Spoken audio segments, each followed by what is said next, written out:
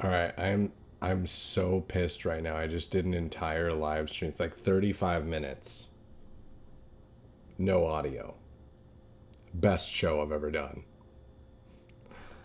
I guess I'll do a quick one here just so that everyone can see it, but oh my god.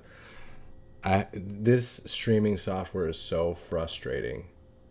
I mean, it's just so specific. I have a little mic I plug into my laptop. I unplugged it and plugged it into a phone to pre-record a segment. You would think that if the mic is not plugged back into the laptop, it would just pick up the audio from the laptop speakers. Nope. Doesn't do shit unless you tell it to. So, entire thing not recorded. I guess I should just check this stuff online. We're going to go super quick through this, though. Let me see if I can even remember the jokes. Anyways, we'll get started. Whatever. Oh, where is this thing? Boom.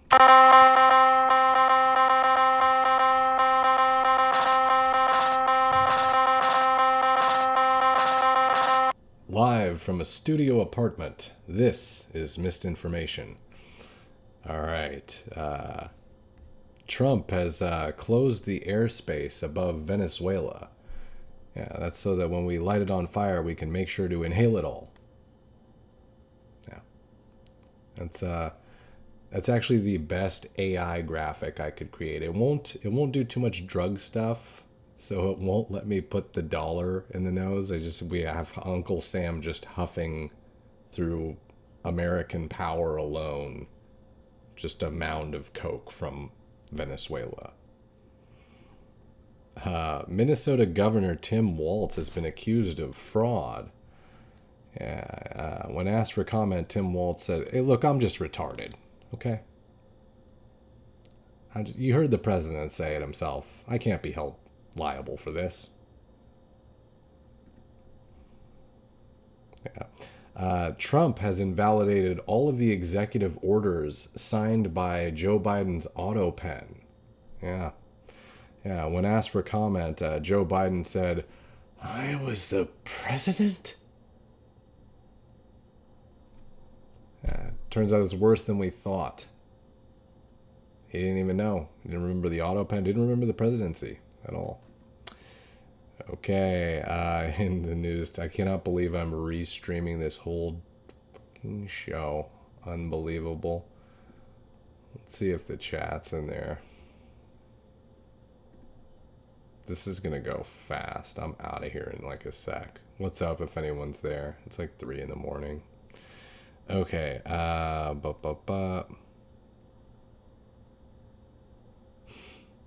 went over so much stuff. Okay,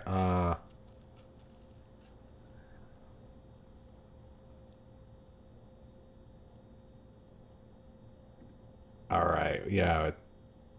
Tim Waltz, let me get this. Unbelievable.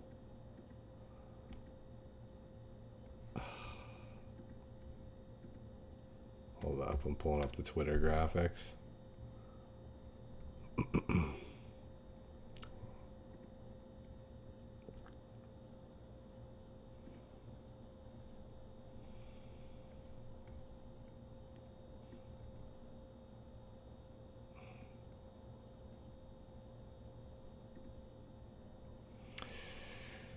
Okay.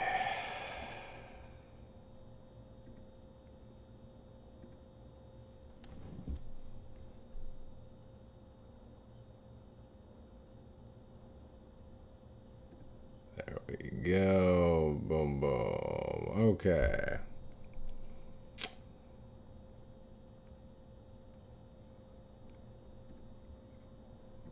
There we go. We'll just do like 3 things and get out of here. Jake Shields doesn't even find him anymore. Jake Shields, we got on here commenting. Jesus Christ. He's been tweeting a lot. Anyways, yeah, he says earlier tonight, can someone explain to me why we might be going to war with Venezuela? I don't like this.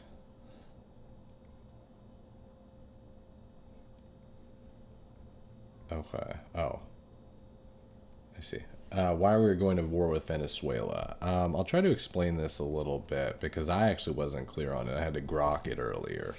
So I guess the official story is obviously that there's drug traffickers, and we're trying to combat the narco terrorists.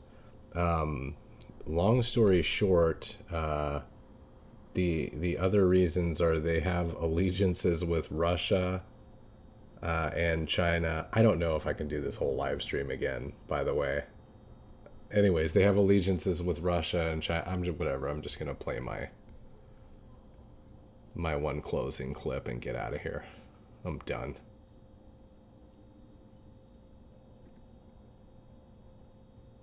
Folks, as we wrap up tonight's episode of Missed Information, I want to leave you with a story that's got my blood boiling, because it's not just a silly podcast clip.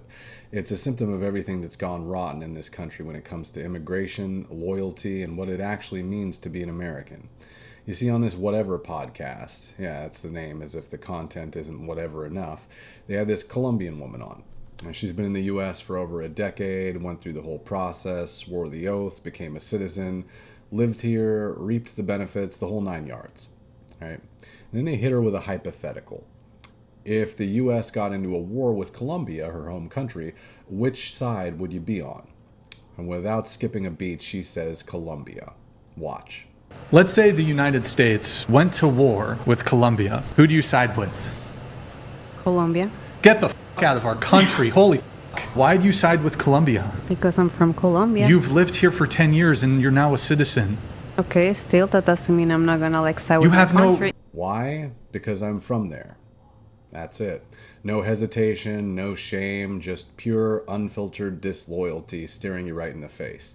Now, the hosts, to their credit, didn't let it slide. They pulled up the actual naturalization oath she took, the one every new citizen swears to under penalty of perjury. Did you receive your certificate of naturalization? Yes. Did you complete the oath ceremony? Yes. So you're a liar? Do you remember this? It says clear as day, I hereby declare on oath that I absolutely and entirely renounce and abjure all allegiance and fidelity to any foreign prince, potentate, state, or sovereignty of whom or which I have heretofore been a subject or citizen. And they read it to her, word for word, and pointed out the obvious. Lady, you lied. You're an oath breaker. Either you meant it back then, and then you're betraying it now, or you never meant it at all. And get this, another guest chimes in. If you love Colombia so much, why not just go back? Pack your bags, head south, and fight for the team you actually root for. Yeah, I would side with Colombia. Then why don't you go live in Colombia? If you came here to find a better life, then this is where your loyalty should be. End of story. This isn't just some gotcha moment on a late night show. This is actually infuriating. It makes me viscerally angry because it exposes the scam that's been running in this country for far too long.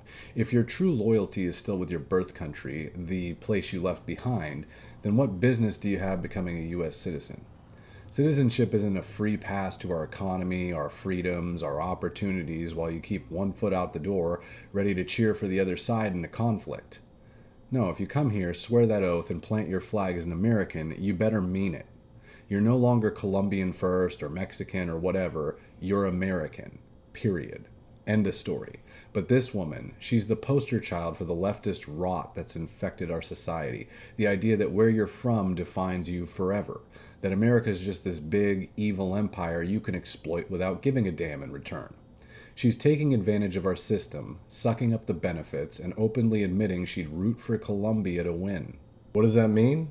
She'd be fine with her old country invading, taking over, imposing their ways on us?